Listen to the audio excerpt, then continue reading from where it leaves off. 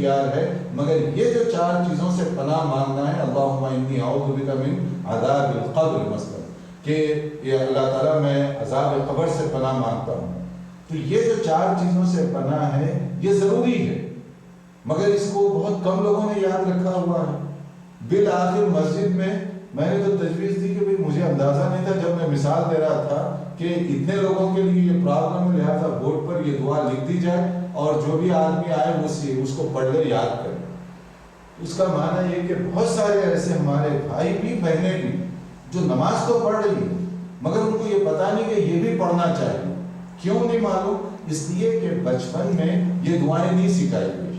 جب نہیں سکھائی گئی، جتنا سکھایا گیا انہوں نے آگے نالج حاصل نہیں کیا۔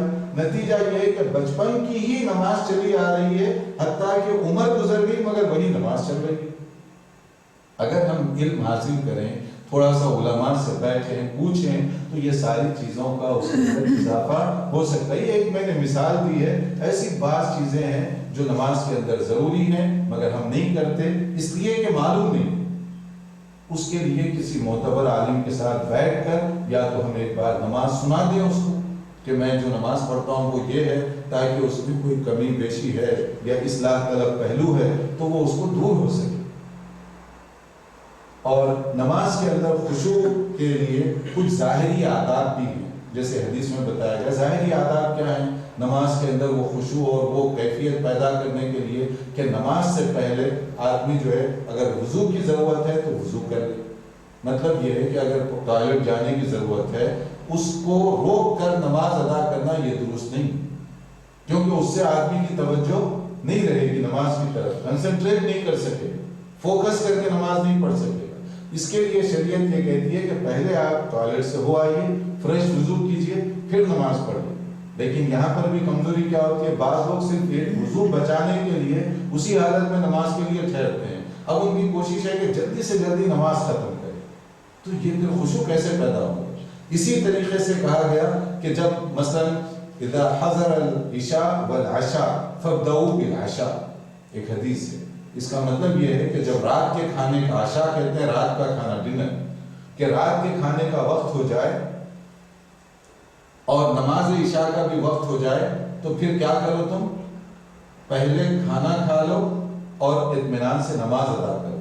آدمی کو بھوک لگی ہے، کھانا بھی رکھا ہوا ہے، نماز کے لیے ٹھہریں گے تو توجہ کھانے کی طرف ہوگی، پوری توجہ نماز کے لیے نہیں ہو سکتی۔ ہمارا انداز الٹا ہے، حدیث کہہ رہی ہے پہلے کھانا کھا لو تاکہ آرام سے نماز پڑھ سکو۔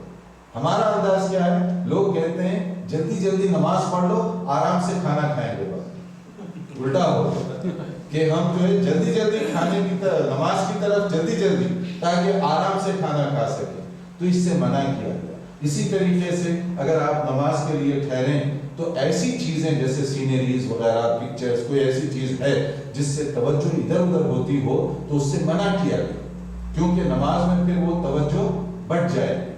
اس کے لیے مسجد کو جتنا سمپل اور سیدھا رکھا جائے وہ زیادہ بہتر ہے۔ کارپیٹ یا مصلی جو بھی ہو وہ جتنا سمپل ہوگا وہ زیادہ بہتر ہے تاکہ توجہ ایک طرف رہے۔ اور اسی طرح سے اگر کہیں پر شور شرابہ گڑبڑ ہو رہی ہو، منع کیا گیا ہے کہ وہاں نماز نہ پڑھے، اس لیے کہ جب آدمی نماز پڑھے گا تو وہاں پر وہ توجہ نہیں کر سکتا۔ اور اس کے ساتھ ہی ان لوگوں کے لیے بھی جو اللہ تعالیٰ نے ان پر نعمتیں کی ہیں، کام کی نعمت ہے، بزنس کی نعمت ہے، کاروبار کی نعمت ہے، ان کو زیادہ نماز کا اہتمام کرنا چاہیے کہ اللہ تیرا شکر ہے کہ تو نے ہمیں اس قابل بنایا کہ ہم یہ کاروبار کر سکتے ہیں، ہم یہ کمائی کما سکتے ہیں۔ لیکن عجیب تماشا ہے کہ جو کاروبار کرنے والے ان سے پوچھیں بھائی کیوں نہیں نماز پڑھ رہے ہیں، کہتے ہیں کاروبار کی مصروفیت اتنی ہے کہ ٹائم نہیں ملتا۔ یعنی بالفاظ دیگر ہم یہ شکایت کر رہے ہیں کہ یا اللہ تو نے کیوں ہمیں نوازا ہے، ہم نماز نہیں پڑھتے، اگر تم نہیں دیتا تو پھر ہم نماز پڑھتے، یہ مانا ہوا نا۔ حالانکہ اس کو تو زیادہ شکر گزار ہونا چاہیے کہ اللہ تو نے اتنا کرم کیا لہٰذا میں نماز نہیں چھوڑوں۔ آپ چاہے جس شعبے میں جائیں، کوئی وکیل ہے، کوئی اکاؤنٹنٹ ہے، کوئی ڈاکٹر ہے، کوئی بزنس مین ہے، کوئی مدرس ہے، کہیں بھی آپ جائیں، مگر یہ آپ ذہن میں بٹھائیے کہ ہم مومن ہیں، مسلمان ہیں اور نماز ہم پر فرض ہے۔ نماز ضائع نہیں ہوگی، نماز کے ادا کرنے میں اللہ تعالیٰ نے بڑی وسعت رکھی ہوئی ہے، ٹائم کے اندر بھی بڑی سہولت رکھی گئی ہے۔ مگر نماز نہ چھوٹنے پر اگر کوئی مسلمان ہو اور نماز اس کی چھوٹ رہی ہے تو اس کا مطلب ہے کہ اسلام کی جو بنیاد ہے وہ گرا رہا ہے۔ جب اسلام کی بنیاد گرا دی جائے، جیسے ایک حدیث میں آتا ہے العہد الذی بیننا وبین الکفر الصلاۃ، کہ ہمارے اور کفر کے درمیان جو حد فاصل ہے وہ کیا ہے؟ صلاۃ۔ مثلا یہ دیوار ہے، اس کے پیچھے کیا ہے؟ ایک دوسرا علاقہ ہے، اگر یہ دیوار گرا دی جائے تو یہ کمرے کی جگہ اور وہ پیچھے کی جگہ مل جائے۔ اسی طرح شرک اور کفر اور اسلام کے درمیان جو دیوار ہے وہ نماز کی دیوار ہے۔ گرا دیں گے اگر نماز کو تو وہ کیا ہوگا؟ وہ جگہ مل جائے گی شرک کے ساتھ۔ تو ہمیں اگر شرک سے بچنا ہے، کفر سے بچنا ہے، تو خود بھی نمازی بننا پڑے گا، اپنی اولاد کو بھی نمازی بنانا ہوگا۔ اولاد اور بیوی کی نماز یہ سننا بھی ہمارے لیے بہت زیادہ ضروری ہے۔ موجودہ حالات میں بیوی سے محبت کا تقاضا یہ ہے کہ اس کو بھی میں نمازی بناؤں۔ یہ عجیب محبت ہے کہ میں نماز کے لیے جاؤں اور بیوی سو رہی ہے کہ میں جنت لینے جا رہا ہوں، تم سو کر جہنم میں جاؤ۔ یہ تو محبت کا تقاضا نہیں ہے۔ اس لیے نماز کے بارے میں جیسے فکر کروں، بیوی کی بھی نماز پر توجہ دوں کہ وہ بھی نماز پڑھ رہی ہے یا نہیں پڑھ رہی۔ دوسری چیز اولاد کے بارے میں، اولاد سے محبت ہے، اولاد سے شفقت اور مہربانی کا تقاضا یہ ہے کہ میں جیسے بچوں کے کھانے پینے کپڑے کا انتظام کرتا ہوں، ایسے ہی ان کی نماز کا بھی انتظام کروں۔ دیکھوں سنوں کہ نماز پڑھ رہے ہیں نہیں پڑھ رہے ہیں، واچ کرو، ان کو ٹرین کرو اس کی طرف، ان کے دل میں اس کا تصور بٹھائیں، تو اس سے فائدہ یہ ہوگا کہ بعد میں پھر بولنے کی ضرورت نہیں پڑے گی، بچے خود پھر نمازی بن جائیں گے اگر شوق بٹھا دیا جائے گا ان کو۔ تو پہلے توجہ کے ساتھ، بعض لوگ ایک دم کبھی جوش آیا سختی کرتے ہیں، یہ نہیں ہے انداز تربیت کا۔ پہلے آپ ان کے ذہن و دماغ کو بنائیے نماز کیوں پڑھتے ہیں، پھر اس کے بعد میں آپ دیکھیں گے کہ نماز کا شوق ان کے اندر خود پیدا ہو رہا ہے۔ آپ بھی نماز پڑھیں اور گھر میں جو بیوی ہے اس کو بھی پابند کیجئے تاکہ وہ بھی نمازی ہو۔ تو یہ ساری چیزیں اگر ہوں گی تو اولاد کے اوپر بھی اس کا بڑا اچھا اثر ہو سکتا ہے۔ تو صلاۃ کے بارے میں یہ جو چند چیزیں ہیں، ایک تو اس کی اہمیت، دوسرے اس کی فضیلت اور برکت، تیسرے اس کے اندر جو خشوع کی کیفیت ہے وہ، اور پھر اس کے بعد نماز کی ادائیگی کا جو طریقہ ہے، یہ اگر ہم سیکھیں سمجھیں تو اس کے ذریعے سے ہم دنیا میں بھی اور آخرت میں بھی اونچے درجات حاصل کر سکتے ہیں۔ اللہ تعالیٰ ہمیں بہتر نماز ادا کرنے کی، اور جو نماز ہم ادا کرتے ہیں اس کو اللہ تعالیٰ قبول فرمائے۔ وآخر دعوانا الحمدللہ رب العالمین۔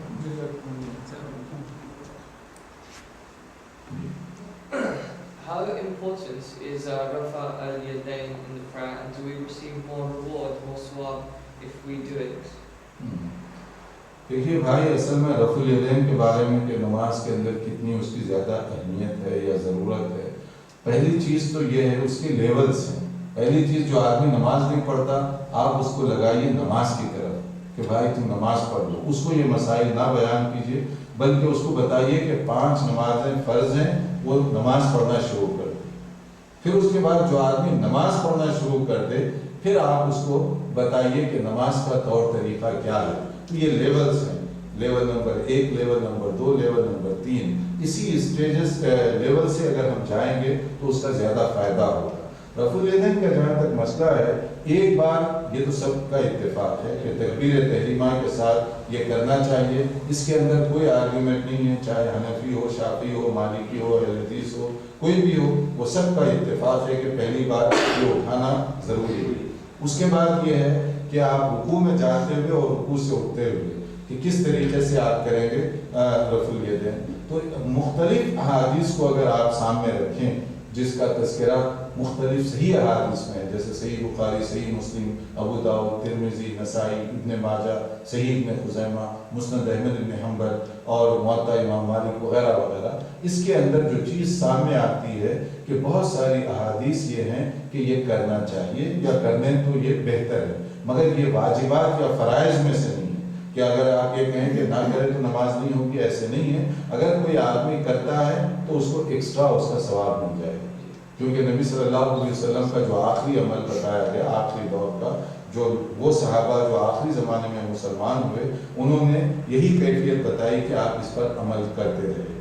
دوسری چیز یہ ہے کہ صحابہ کرام کے اندر بھی بہت بڑی تعداد، جس کے اندر جیسے عشرہ مبشرہ کے صحابہ ہیں یا اسی طرح اور جو بڑے بڑے جو کبار صحابہ ہیں انہوں نے بھی اس پر عمل کیا ہے. اسی لیے محدثین کو آپ دیکھیں گے کہ ایک بڑی تعداد محدثین کی وہ حدیث کی جو بھی کتاب ہیں اس کے اندر آپ کو واضح طور پر یہ ساری چیزیں دکھائی دیں گی. اسی طریقے سے ائمہ کرام جو مشہور ائمہ ہیں جیسے امام مالک رحمۃ اللہ علیہ کی، اس کے اندر آپ دیکھیں کہ ہاتھ باندھنے کا جہاں ذکر ہے رفع الیدین کا بھی ہے. یہ ممکن نہیں ہے کہ امام مالک اپنی کتاب حدیث کے اندر کوئی حدیث نقل کریں اور خود اس پر عمل نہ کریں. یا اسی طریقے سے امام شافعی رحمۃ اللہ علیہ یا امام احمد بن حنبل رحمۃ اللہ علیہ یہ سب اس کے قائل تھے. حضرت امام ابو حنیفہ رحمۃ اللہ علیہ کے کچھ شاگرد وہ اس پر عمل برابر کرتے رہے. امام ابو حنیفہ رحمۃ اللہ علیہ پہلی بار کے رفع الیدین کے قائل ہیں اور دوسری بار جو ہے یعنی رکوع میں جانے یا ان کے پاس یہ ہے وہ اس کو نہیں کرتے رہے، لیکن ان کے کچھ شاگردوں نے اس پر عمل کیا. ان کی دلیل یہی تھی کہ جب بہت زیادہ صحیح احادیث اس سلسلے میں ہیں تو اس پر عمل کرنے میں زیادہ بہتری ہے. تو ان تمام چیزوں کو سامنے رکھ کر ہم یہ کہتے ہیں کہ اگر کیا جائے تو زیادہ بہتر ہے. جو یہ دعا مانگتے ہیں درود کے بعد تحیات میں 4 چیزوں سے پناہ مانگتے ہیں، ان کی ترتیب آگے پیچھے ہو جائے تو اس میں تو مسئلہ کوئی نہیں. ترتیب کے اندر چونکہ مختلف احادیث کے اندر بھی وہ ترتیب الگ الگ ہے تو اس لیے جو ہے اس میں کوئی حرج کی بات نہیں. تو اس کا بہتر طریقہ ہے کہ حدیث کی کوئی ایک دعا آپ یاد کر لیں تو وہ ترتیب اسی طرح سے چلے تو کوئی حرج نہیں انشاءاللہ. بعض جگہوں پر عذاب جہنم سے پہلے پھر عذاب قبر سے اس کے بعد ہے، اور بعض جگہ عذاب قبر سے پہلے عذاب جہنم اس کے بعد ہے. تو اس میں کوئی فرق نہیں ہے جب تک وہ 4 چیزیں ہوں گی تو انشاءاللہ. دوسرا یہ ہے کہ جو کوئی بے ہوش رہتا ہے 1 دن یا 2 دن کے لیے، کیا رہتا ہے؟ بے ہوش رہتا ہے، بیمار ہوتا ہے، کیا اس کو وہ نمازیں جو اس نے مس کر دی وہ لوٹانی پڑیں گی؟ دیکھیے اگر تو وہ بیمار کی مختلف قسمیں ہیں. ایک بیمار ہے جو پرمننٹ اسی طرح رہتا ہے جس کو آپ مجنون کہتے ہیں، اس کے اوپر کوئی احکام شریعت جو ہے نافذ نہیں ہوتے کیونکہ وہ اپنا سوچ سمجھ اس کی ختم ہو گئی ہے تو وہ معاف ہے اس کے لیے. لیکن ایک آدمی بے ہوش ہوا تھوڑی دیر کے لیے یا چند گھنٹوں کے لیے تو بہتر اور اولا یہ ہے کہ وہ اس کے بعد جب ہوش آئے وضو کر کے وہ نمازیں پڑھ لے. فرض نماز اکثر یہ ہوتا ہے نا بائی پاس ہوتا ہے جس آدمی کا سم ٹائم وہ یہ 24 گھنٹے کے لیے یا 48 آور کے لیے وہ بے ہوش رہتا ہے، اس کے بعد وہ منٹلی طور پہ تو وہ ٹھیک ہوتا ہے، ہیلتھی ہو جاتا ہے. یہ جو بے ہوشی ہے نا یہ وہ مجنونانہ بے ہوشی نہیں ہے، یہ تو باقاعدہ اس کو بے ہوش یا کم ہوش کیا جاتا ہے. آپریشن کے دوران تو بے ہوش رہتا ہے وہ، اس کے بعد دھیرے دھیرے اس کا ہوش آ جاتا ہے. لیکن بعض اوقات اگر وہ درد کی زیادہ تکلیف محسوس کر رہا ہے تو جان کر اس کی فیلنگ کو کم کیا جاتا ہے. تو ایسے آدمی کو پڑھ لینا زیادہ بہتر ہے. گاڑی میں نماز پڑھ سکتے ہیں، کبھی کبھی کم عرصہ ہوتا ہے رات کو آپ کسی آفس میں پڑھ بھی سکتے ہیں، مجبوری سے آپ کو گاڑی میں پڑھنا پڑتا ہے.